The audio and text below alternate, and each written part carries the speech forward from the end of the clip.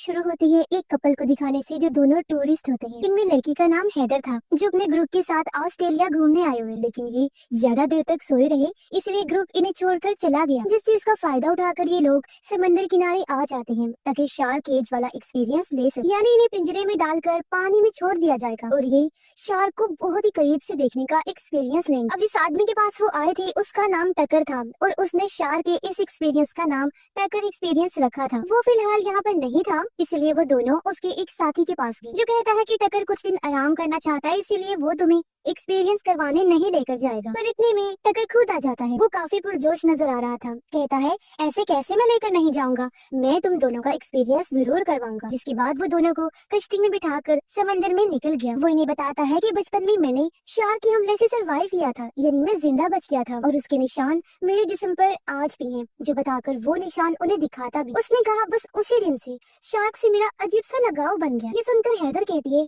ये जॉब तुम्हारे लिए कितनी मुश्किल होगी मैं समझ सकती हूँ। काफी डरावना एक्सपीरियंस रहा होगा तुम्हारा। शार्क के हमले से बचे थे और अब उनके बीच में ही काम करना पड़ रहा है। तुम्हारी जगह अगर कोई और इंसान होता ना तो समंदर को कभी देखता तक नहीं। इस पर टकर ने कहा नहीं नहीं, वो इसमें शार्क की कोई गलती नहीं है।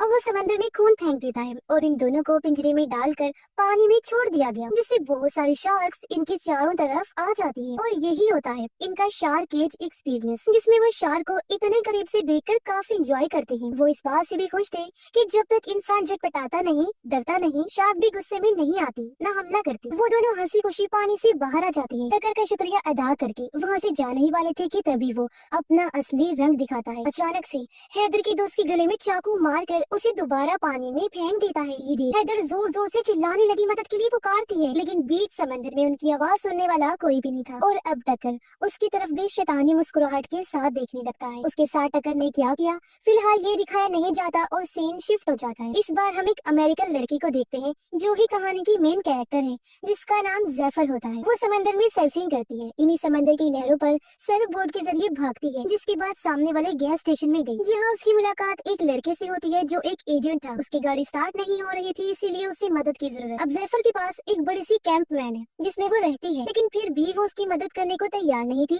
क्योंकि वो लोगों से दूर रहना पसंद करती। मगर जब वो एजेंट लड़का बार बार जिद करने लगा तो मजबूरन जैफर उसकी मदद करने को तैयार हो जाती। वो उसे अपनी वैन में बिठा लेती है लिफ्ट देने के लिए। जिस बीच उनके बीच इतनी बातें हुई कि एक दूसरे को वो पसंद करने लगे। उनकी दोस्ती हो गई क्योंकि दोनों को ही सर्फिंग बहुत पसंद। ये और टाइम साथ गुजारना चाहते थे, इसीलिए दोनों लड़के के घर के बाहर वैन में ही रहे और अच्छा टाइम साथ गुजारते हैं। जिस बीच जैफर का दोस्त इनकी बाहर फेंक देता है जो सर्फ बोर्ड में फिन लगाने के काम आती। अब जैफर का दोस्त इस रिश्ते को लेकर बिल्कुल सीरियस हो गया था, इसीलिए वो जैफर से कहता है कि हमें एक साथ रहना चाहिए क्योंकि मुझे लगता है हम किसी वजह से मिले हैं। लेकिन जैफर की आदत अलग थी, वो हमेशा एक जगह पर रुकना नहीं चाहती। वो तो उसके दोस्त के घर के अंदर तक नहीं गई। लड़का अकेला ही खाना बनाने के लिए घर के अंदर जाता है और जब तक वो वापस आया जैफर वैन लेकर जा चुकी थी, जिससे उस बेचारे को दिल टूट गया, जबकि वो अभी भी उसे याद कर रहा था। जैफर सीधा बीच पर जाती है सर्फिंग करने के लिए। अब उसे सर्फ बोर्ड में फिन लगानी थी, लेकिन फिन की तो उसके दोस्त ने फेंक दी थी,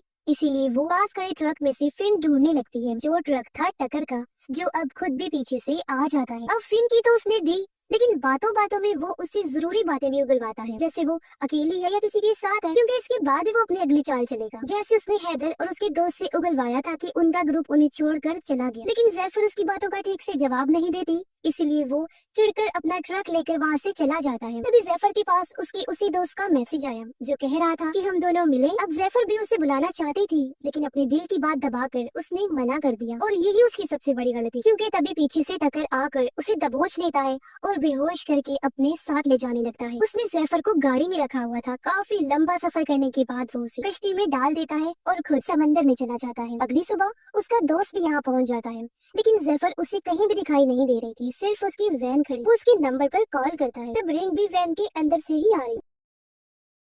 दरअसल टकर ने यहाँ भी चालाकी दिखाई। उसने सर्फ बोर्ड कहीं फेंक दिया और फोन वैन के अंदर ही रहने दिया ताकि सबको लगे कि जैफर डूबकर मर गई है। उधर जैफर को जब होश आई तो वो खुद को कश्ती के नीचे वाले रूम में पाती है। उसके मुंह पर पट्टी थी और हाथ बेड से बांधा हुआ था, जिसके साथ वाले बेड पर हैदर बंधी हुई। सूरत हाल को ना समझते हुए जैफर जोर जोर से चिल्लाने लगी, लेकिन बीच समंदर में उसके सुनने वाला कोई नहीं था और ये बात हैदर भी उसे समझाती है। हथकड़ी खोलने के लिए जैफर कोई चीज ढूंढने लगी, जैसे कि हेयर पिन या नोकीली चीज, लेकिन ऐसा कोई भी सामान उनके पास नहीं था। तभी जैफर की नजर सामने दीवार पर पड़ी जहाँ एक लड़की का नाम लिखा हुआ था। उसे देख एक पल के लिए वो सुन पड़ गई, क्योंकि जैफर को समझ लग गई थी कि उनसे पहले भी यहाँ किसी लड़की को बांधा गया था जिसने उम्मीद हार कर अपना नाम दीवार पर लिख दिया। जब उसे यकीन हो गया था कि मैं बचकर नहीं निकल पाऊंगी। अब जैफर तो आजाद होने की हर कोशिश करती है, लेकिन हैदर कुछ नहीं करती, बस लेटी रहती, क्योंकि वो पहले ही सब कुछ कर चुकी है, इसलिए थक हार कर लेट गई। इस बीच टकर ऊपर बैठा आराम से मछलियाँ पकड़ रहा था। जैफर हैदर से पूछती है, क्या तुम्हें कोई ढूंढ रहा होगा? हैदर बताती है, एक लड़का मेरे साथ था, बस उसने ही मुझे ढूंढना था,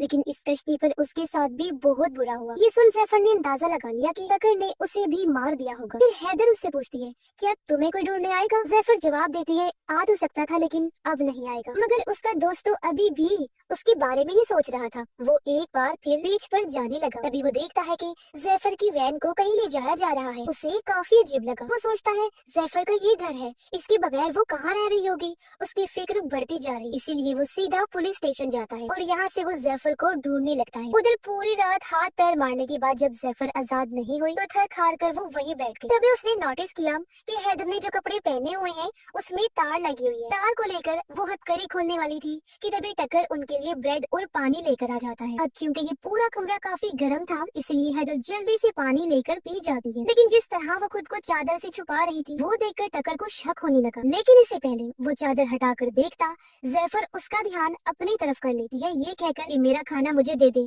बहुत भूख लगी। वो भी झट से पानी पी जाती है। टकर भी उसे थोड़ा डरा कर वहाँ से चला जाता है। उसके जाने के बाद जैफर फिर से हथकड़ी खोलने की कोशिश करने लगी, लेकिन तभी उसकी आंखें बंद होना शुरू हो जाती हैं, क्योंकि टकर ने पानी में बेहोशी की दवाई मिला दी थी और अब इससे पहले वो आजाद हो पकड़ी जाती है, जिसके साथ ही दोनों बेहोश हो गए। जैफर को जब होश आया तो वो खुद को ऊपर डेक पर पाती है, जिसे कुर्सी से बांधा हुआ, जबकि सामने हैदर को स्ट्रैप से बांधा हुआ था, यानी बेल्ट वगैरह से लटकाने की। टकर ने सामने कैमरा भी सेट कर लिया था सब कुछ रिकॉर्ड करने के लिए, और इस सब को वो शूट कह रहा था। वो यहाँ हैदर के बाल काट लेता है और उसके साथ उल्टी सीधी बातें करने लगा। कहता है, गॉड ऊपर नहीं नीचे है, पानी के अंदर, यानी वो शार्क को गॉड कह रहा था। वो ये भी कहता है कि शार्क्स बुरी नहीं है, बल्कि इंसान बुरे हैं, वो ही उन्हें मारते। जिसके बाद वो पानी में खून डाल देता है, जिससे शार्क्स भी आ गई और रस्सी की मदद से वो हैदर को पानी में छोड़ देता है। अब एक तो खून था, ऊपर से हैदर झटपटा रही थी, इसीलिए शार्क्स को गुस्सा आ गया। वो बुरी तरह उस पर हमला करके उसके जिस्म को चीर फाड़ कर देती है और ऊपर वाला हिस्सा नीचे से अलग कर देती है, जिससे दर्दनाक उसकी मौत हो जाती है। और उसकी मौत टकर अपने कैमरा में रिकॉर्ड कर लेता है, लेकिन अपनी आंखों से ये सब होता देखकर जैफर दहशत में आ गई। वो रोते हुए दीवार पर अपना और हैदर का नाम भी लिख दिया। अभी उसने नोटिस किया कि यहाँ एक दो लड़कियों का नहीं बल्कि बहुत सारी लड़कियों का नाम लिखा हुआ है, जिन्हें पेट करके छुपा दिया गया, जिसका मतलब कि टकर एक पागल इंसान तो है, साथ ही वो सीरियल किलर भी है। और उसने बहुत सारे टूरिस्ट लड़कियों को अपना शिकार बनाकर बेरहमी से मार डाला। इसका सबूत ऊपर रखी बहुत सारी टेप्स थी, जिनमें उन सब लड़कियों की मौतें रिकॉर्ड, और हर टेप पर मरने वाली लड़की के बाल लगे हुए थे। इनमें नई टेप हैदर की जुड़ती है और अगली होने वाली थी जैफर। समंदर में हम हैदर के जिस्म का बचा हुआ हिस्सा तैरता हुआ देखते हैं, जो काफी दर्दनाक सीन। जैफर का दोस्त सर्फिंग करने के बाद अभी भी बीच पर भटक रहा था, जहां उसे जैफर का सर्फ बोर्ड मिला, जिससे उसकी परेशानी और बढ़ जाती है। वो सोचता है उसका सारा सामान आसपास ही है, तो फिर जैफर कहाँ पर है। रात को टकर फिर से नीचे आया जैफर के लिए पानी और ब्रेड लेकर, लेकिन जैफर जो गुस्से से भरी हुई थी वो टांग मारकर ट्रे गिरा देती है और उसके मुंह पर ही कह देती है कि तू खुद को शार्क समझता है ना, लेकिन तू शार्क नहीं, एक कीड़ा है, सिर्फ एक कीड़ा, पागल कीड़ा। जो सुनकर टकर वहाँ से गुस्से में चला गया। अब जैफर वहाँ बाल्टी को तोड़ती है, जिसकी मदद से उसने नुकीला हथियार बना लिया था, क्योंकि उसे पता था कि टकर दोबारा जरूर आएगा। अब जैफर ने पानी तो पिया नहीं था, इसलिए टकर उसे बेहोशी वाला इंजेक्शन लगाने जाता। जैसे वो पास आया, जैफर वो नुकीला हथियार उसकी गर्दन में घुसा देती है, जिससे वो पीछे जा गिरता है। जैफर जल्दी से चाबी लेकर खुद को खोल भी लेती है और वहाँ से भागने लगी, लेकिन तब तक टकर भी उसकी टांग में इंजेक्शन लगाने में कामयाब हो गया। भागकर वो ऊपर आई, रेडियो के जरिए मदद मांगती है, लेकिन आगे से कोई जवाब नहीं आता। तभी उसे सामने एक कश्ती दिखाई दी, इसलिए वो जोर जोर से चिल्लाने लगी ताकि उनका ध्यान इस तरफ आए, लेकिन उस कश्ती में पार्टी चल रही थी, तो आवाज वहाँ पहुँचना बहुत मुश्किल था। इतनी ही देर में टकर भी ऊपर आ जाता है, जिसे देख जैफर उसका कैमरा उठा लेती है। कैमरा को लेकर वो काफी परेशान हो रहा था, इसलिए जैफर वो पानी में फेंक देती है, जिसके बाद खुद भी पानी में कूद जाती है, इस उम्मीद के साथ कि मैं सामने वाली कश्ती तक पहुँच जाऊंगी, लेकिन बीच में ही वो बेहोश हो जाती है। तब टकर उसे फिर से पकड़ लेता है और और वापस लाकर एक बार फिर कश्ती में बांध देता। अब जाहिर है उसके पास कैमरा नहीं था तो जैफर को रिकॉर्ड कैसे करेगा, और अगर उसकी मौत रिकॉर्ड नहीं कर सकेगा तो जाहिर है वो उसे मारेगा भी नहीं। यही सोचकर जैफर ने सारा प्लान किया, इसीलिए अब टकर वापस किनारे पर आ जाता है ताकि नया कैमरा ला सके। जैफर को कश्ती में ही बांध कर वो ट्रक लेकर निकल जाता है। इसी बीच पुलिस भी जैफर को ढूंढने में लगी होती है, लेकिन उसकी दोस्त को अभी भी चैन नहीं आ रहा था, इसीलिए वो अपनी गाड़ी में बैठकर यहाँ की पार्किंग की सीसीटीवी फुटेज देखने लगता है, जिसमें वो जैफर के ट्रक के पास टकर के ट्रक को देखता है। उस पर टकर एक्सपीरियंस का लोगो देखकर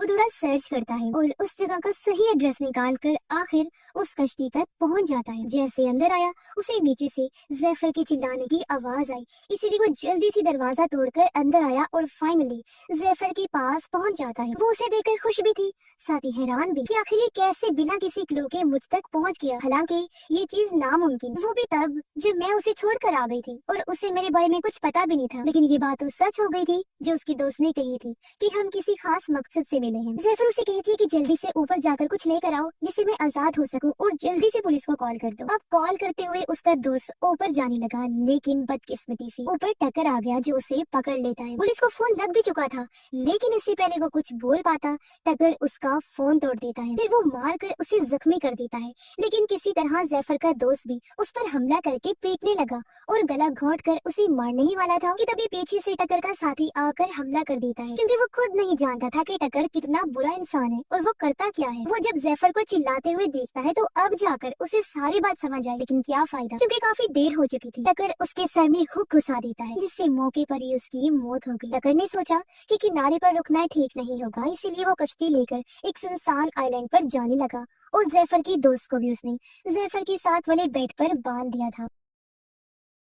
उसका दोस्त जैफर से अपने दिल की बात करने ही वाला था कि तभी यहाँ टकर आ गया और वो दोनों को ऊपर ले आता है, क्योंकि उसने फैसला किया था कि इनमें से एक को मारकर आज एक टेप दिन में ही रिकॉर्ड करनी पड़ेगी। वो अपने साथी की लाश को पानी में फेंकता है जिससे वहाँ शार्क्स आ गई और फिर रस्सी के सहारे जैफर की दोस्त को भी पानी में उतार देता है। हालांकि शार्क्स उसके बहुत करीब थी, लेकिन उसका कुछ बिगाड़ नहीं पाती, क्योंकि वो जैफर की बात मानकर जरा भी नहीं डरा, शांत रहा। अगर डरता और झटपटाता तो यकीनन हमला हो सकता था। अब क्योंकि वो बिल्कुल सही था, इसलिए टकर उसे बाहर निकालकर वापस कश्ती में ले आता है दूसरा तरीका आजमाने के लिए। इस बार उसने जैफर के दोस्त के जिस्म पर बहुत सारे कट्स लगाए और फिर उसे पानी में छोड़ा, यानी कि अब उसके बचने के चांसेस बहुत ही कम। लेकिन तभी टकर की नजर वहाँ आ रहे हेलीकॉप्टर पर पड़ जाती है जो जैफर को ढूंढ रहा था, इसलिए वो उन दोनों को फिर से नीचे ले जाकर बांध देता है। अब शार्क से तो उसकी दोस्त की जान बच गई थी, लेकिन उसकी हालत बहुत खराब थी। खून बहने से उसकी मौत हो सकती थी। उसकी हालत देखकर जैफर अपना हाथ हथकड़ी से निकालने की बहुत कोशिश करती है, लेकिन कोई फायदा नहीं होता। अब उसे कुछ और नहीं सोचा,